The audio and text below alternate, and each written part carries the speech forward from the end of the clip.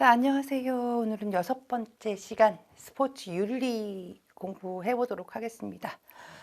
자, 일단은 우리가 이 스포츠 윤리 과목은 스포츠 지도사에는 아마 9년 전에 2015년도에 개편이 되면서 새로 과목이 들어왔는데, 사실 죄송합니다. 스포츠 윤리 과목 자체가 좀 이 체육 철학 쪽에서 좀 하위 과목으로 떨어져 있어요. 그래서 사실 저희 생각으로는, 체육을 전공한 사람들 생각으로는 체육 철학이 들어왔어야 되는 건데, 기본적으로 우리가 철학 그러면 일반적인 사람들이 다 너무 어렵다 이렇게 생각을 하기 때문에 아무래도 스포츠 윤리 이런 식으로 과목을 가져온 게 아닌가 이렇게 생각이 됩니다. 일반적으로 우리가 스포츠 윤리 그리고 그 상위 쪽으로 체육 철학, 체육 철육이라고 쓰면서 체육 철학이라고 읽습니다. 체육 철학이죠. 자, 일단 여러분들이 중고등학교 때 이제 윤리 시간이 있었을 거예요. 도덕, 윤리 이런 것들을 배웠잖아요. 그래서 기본적으로 선생님들이 철학이 뭘까? 윤리가 뭘까? 막 이런 생각을 할 거란 말이죠. 사실 이 스포츠 윤리라는 과목이 우리 쭉 이제 배우겠지만 단순하게 윤리만 들어있지 않아요. 철학도 그 안에 내재되어 있고, 과목은 윤리인데 그 안에 철학도 들어가 있고 도덕도 들어가 있고 지금 이렇게 혼합해서 들어가 있는 상태예요. 기본적으로 철학이라고 한다면 우리가 여러분들이 생각할 때 뭐 인식, 논리, 뭐 진리, 뭐 이런 말로 대표될 수 있어요. 그러니까 어느 것이 옳은 것인가, 어느 것이 그른 것인가, 옳고 그름에 대한 것을, 어떤 것이 바람직한 것인가, 기본적으로 어제도 얘기했지만 뭐 절대적 진리, 뭐 이렇게 찾는 것이 바로 철학이에요. 그런데 여러분들이 가만히 생각해 보세요. 인간이잖아요. 무언가가 부족하기 때문에 인간이라고 우리가 생각을 하고 있어요. 인간이 가끔 이렇게 얘기를 하다 보면 그런 얘기 하잖아요. 완벽한 인간이 세상에 어디 있어? 라는 얘기를 한단 말이에요. 그래서 인간은 완벽하지 못하고 또 인간은 혼자 살지 않고 사회적인 동물이어서 사람들과 어울려 살아요. 그래서 어떤 사람이 어떤 행위를 했어요. A라는 사람이 어떤 행위를 했는데 그 행위에 대해서 B라는 사람은 뭐 그럴 수도 있지? 라고 생각할 수도 있고, C라는 사람은 어떻게 그럴 수가 있어? 저거는 분명히 잘못된 거잖아 라고 얘기할 수 있어요. 그런데 이 B라는 사람이 그럴 수도 있지 라고 얘기한 것과 C라는 사람이 어떻게 그럴 수 있어 라고 얘기한 것을 어느 사람이 옳다고 아무도 판단을 내릴 수 없다는 거예요.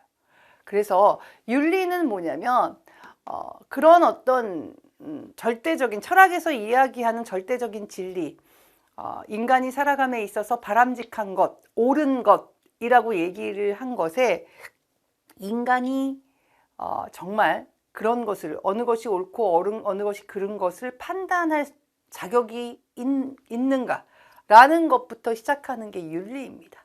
그래서 윤리는 기본적으로 뭐 인간이 어떤 사회에서 뭐 가치가, 자, 이 가치의 문제예요. 가치는 사람마다 다 다를 수 있다는 거죠. B라는 사람이 갖는 가치, 생각과 C라는 사람이 갖는 가치, 생각이 다를 수 있어요. 그래서 윤리에 있어서는 상황과 그 행위를 한 사람이 처한 그 상황, 또 그 사회가 생각하고 있는 어떤 전반적인 가치관, 또 문화, 이런 것들을 다 고려해 봤을 때 옳고 그름을 따지는 것이 아니라 그 상황에 대한 이야기를 하는 것이라고 생각을 하면 좋겠습니다. 그래서 간단하게 생각해 보면 철학은 이성에 대해서 논하는 거예요. 옳고 그름에 대한. 여기는 감성, 공감, 뭐 이런 거에 대해서 논하는 것이라고 제가 감히 간단히 얘기를 해볼 수 있을 것 같아요. 그래서 기본적으로 철학은 약간 남성 마인드라고 보면 좋고요. 이 윤리는 약간 여성 마인드다라고 생각하시면 좋아요. 남자와 여자가 대화를 시작하면 거의 죽을 때까지, 제 개인적인 생각인데 거의 죽을 때까지 어때요? 평행선이에요. 만날 수가 없어요. 왜냐하면 사고 자체가 다르기 때문에 좀 그렇다고 제가 느끼고 있습니다. 그래서 기본적으로 철학과 윤리가 좀 다르다라는 것을 간단하게 얘기를 했고요. 우리가 이 스포츠 지도사에 있어서의 윤리 과목은 우리는 일단 중요한 게 합격이냐 불합격이냐가 중요한 거예요. 다른 일반적인 뭐 시험들보다는 굉장히 쉬운 편에 속하고 합격률도 거의 50% 가깝게, 그러니까 2명 중에 1명은 합격하는 시험이니까 크게 걱정을 안 하셔도 되지만 윤리 과목 자체가 7개의 과목 중에서 뭐 어떤 강사님은 또는 어떤 사람은 그러니까 지금 강의를 듣고 계신 선생님들 중에서도 어떤 선생님은 뭐 도덕이니까 굉장히 쉽다고 생각을 하고 들어오신 분도 있을 거고, 철학인가 윤리인가 너무 어렵지 않을까. 일단 헤겔이 나오고 칸트가 나오고 플라톤이 나오고 아리스토텔레스가 나오고 하면 너무 어려울 것 같은데 라고 생각을 하실 수 있어요. 근데 제 개인적인 생각으로는 난이도는 한 중 정도, 중에서 뭐 중하 정도라고 저는 생각을 해요.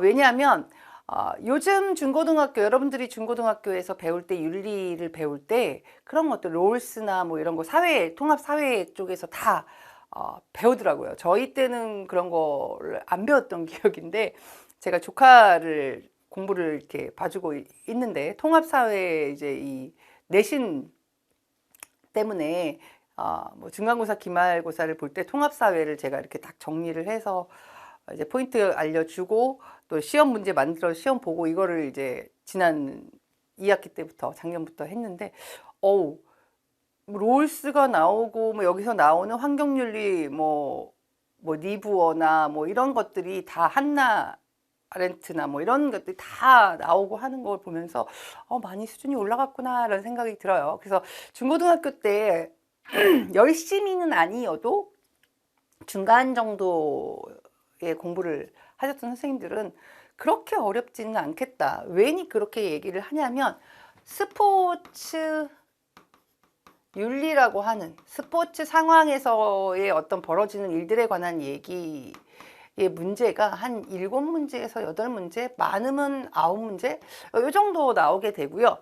그리고 이제 기본적인 도덕이라고 하죠. 도덕. 옳고 그름. 문제를 이렇게 읽어보면 이거는 뭐 아무것도 공부하지 않아도 맞힐 수 있다. 뭐 이런 게 한 서너 문제 정도 나와요. 그래서 나머지가 일반 윤리예요. 좀 전에 얘기했던 일반 윤리 내지는 뭐 약간의 깊은 철학은 아니어도 약간의 철학, 이 부분이 한 8문제, 7문제, 8문제가 나오기 때문에 이제 여기가 사실 전부 다 암기를 해야 하고 생각을 좀 오래 해야 되고 하는 부분이라서 여러분들이 요 부분이 나오면 어렵게 느낄 수도 있겠다라는 생각이 들어요. 근데 이제 스포츠 지도사니까 생각은 하지 않습니다. 생각하지 않고요. 특히 윤리 부분에 있어서 공부할 때 막 질문하고 싶을 수 있어요. 왜 저렇게 생각할까요? 이렇게 생각하면 안 될까요? 하지 마세요, 생각. 그런 걸 하려면 대학에 가고 대학원을 가고 해서 연구를 하고 해서 해야지. 우리 운전면허 시험 같은 스포츠 시험, 지도사 시험 볼 때 이게 왜 그런 생각, 이걸 하기 시작하면 이제 머리가 아파지기 시작해요. 그냥 교재에 나온 대로 제가 얘기한 대로 암기, 무조건 암기. 무조건 암기하는 걸로 해서 사실 요거만 다 맞춰도 12문제 정도니까 뭐 합격하는 데는 전혀 지장은 없어요. 근데 이걸 다 맞춰야 된다는 얘기죠. 이걸 다 마치고 여기는 뭐 열심히 암기를 해서 여기서 반타작을 한다든가 아니면 암기하기 너무 힘들어요. 그럼 찍을래요. 그러면 위에 거를 본인이 잘 공부해서 다 거의 다 맞췄다고 생각을 하고 맞춰서 한 줄로 쭉 찍으면 뭐 합격하는 데는 지장이 없겠다. 여러분들도 느끼지만 과락이 40점이에요. 모든 과목이 7개의 과목, 5개만 선택을 하는 거니까 5개 과목 중에 한 과목이라도 40점만 아래로만 안 떨어지면 되잖아요.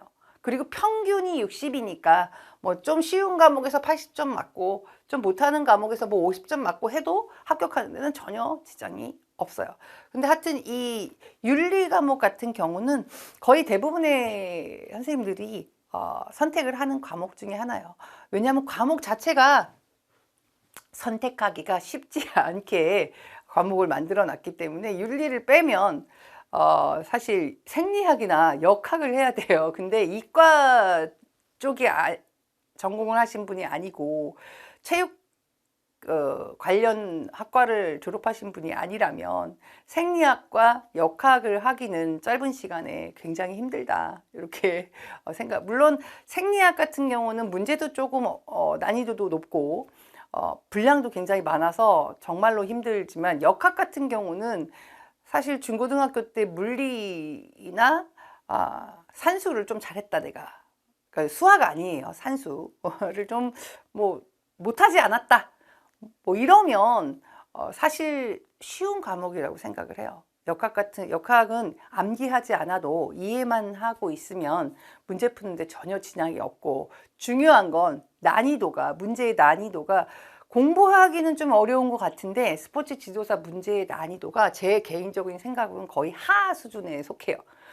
굉장히 어려운 과목인데 문제는 너무 어렵다고 사람들이 느끼니까 쉽게 내는 경향이 있기 때문에 사실 역학을 선택하는 게 쉽긴 한데 뭐 저야 제가 이과파들을 좋아하니까 그렇지만 여러분들은 또 어떨지 모르니까 자 이렇게 기본적으로 생각을 하시면 좋겠습니다. 자 그래서 저희가 이 스포츠 윤리 과목을 이렇게 8파트로 나누어서 공부를 할 예정이에요. 그래서 위에서 얘기했던 뭐 윤리, 일반 윤리와 스포츠 윤리 분리가 됐는데 저희 스포츠와 관련된 거는 여기 경쟁과 페어플레이, 폭력, 경기력과 향상, 조직과 윤리 뭐 요 정도이고요. 나머지 뭐 스포츠와 윤리, 뭐 불평등, 뭐 공격성 뭐 이런 거. 이 불평등 같은 경우는 뭐 성차별, 인종차별, 장애차별 뭐 이런 거거든요. 그러니까 거의 이거는 약간 도덕 개념이지 않을까. 자 그리고 뭐 동물 윤리, 뭐 스포츠와 인권. 자 이런 부분들은 다 일반 윤리에 해당한다고 보시면 돼요. 그래서 여기는 학자들이 굉장히 많이 나와요. 여러분들이 알고 있는 그 유명한 철학 윤리 학자들 그리고 그 학자들이 무엇을 주장했는지 그러니까 문제도 어떻게 나오냐면 이렇게 보기가 나와요.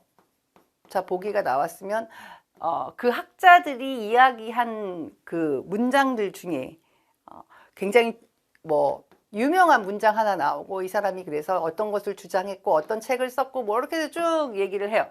그래놓고 이 학자가 1번 누구, 2번 누구, 3번 누구, 4번 누구, 누구냐 이렇게 선택하는 거. 사실 기본적인 키워드 어떤 한 학자의 키워드 뭐 예를 들어 칸트다. 여러분들이 잘 아는 칸트.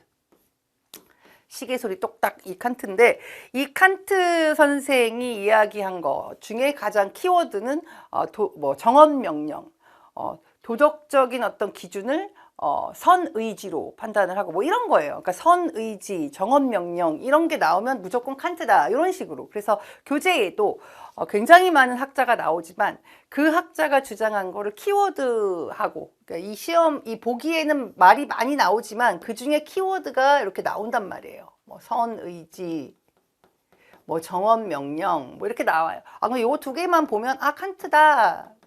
그래서 1번 이렇게 선택할 수 있는 그러니까 그렇게 어렵지는 않은데 암기를 잘 하셔야 된다는 거. 저처럼 암기를 너무 싫어하는 사람한테는 굉장히 어려운 과목이지 않을까 뭐 이렇게 생각을 합니다. 자 그래서 스포츠와 윤리 기본적으로 이 부분에서 뭐 많이 나오는 시험에 거의 매년 나오는 뭐 의무론 뭐 결과론, 뭐 덕론, 뭐 배려윤리, 뭐 이런 것들에 대한 거, 그리고 뭐 환경윤리, 동물윤리 이런 것들, 경쟁과 페어플레이 뭐 이렇게 보면 우리 체육에서 늘 얘기하는 스포츠맨십, 뭐 페어플레이, 뭐 정의, 뭐 롤스의 정의론, 뭐 평균적 정의, 뭐 절차적 정의, 분배적 정의 뭐 이런 것들이라고 생각을 하시면 되겠습니다. 자,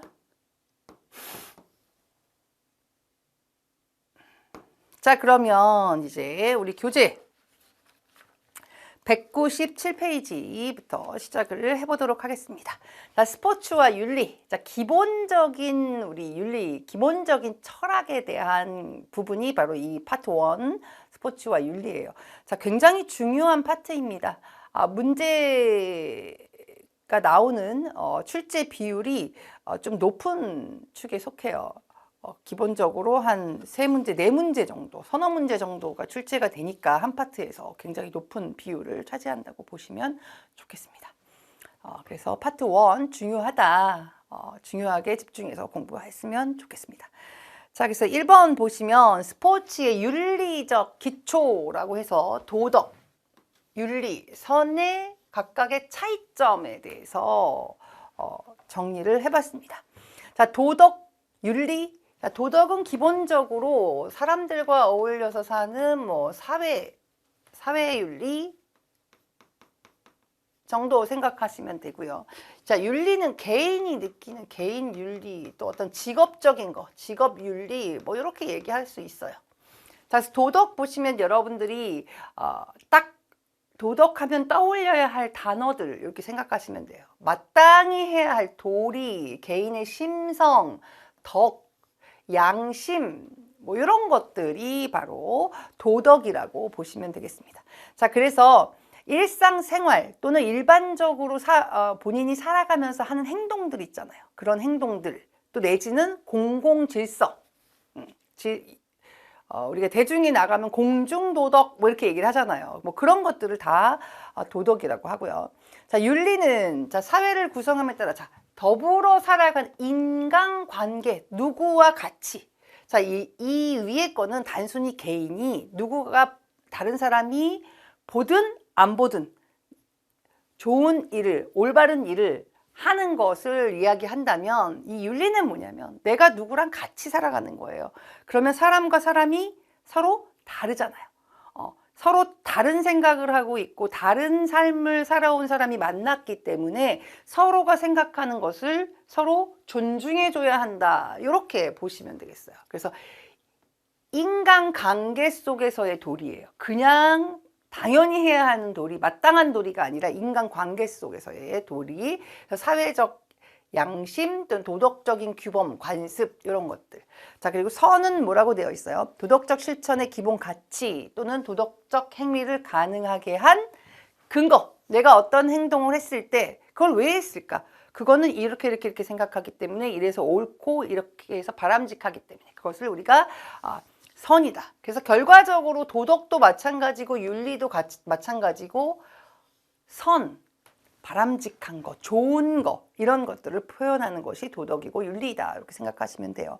우리 시험에 벌써 한 4번 정도 출제가 됐습니다. 꼭 기억을 하시고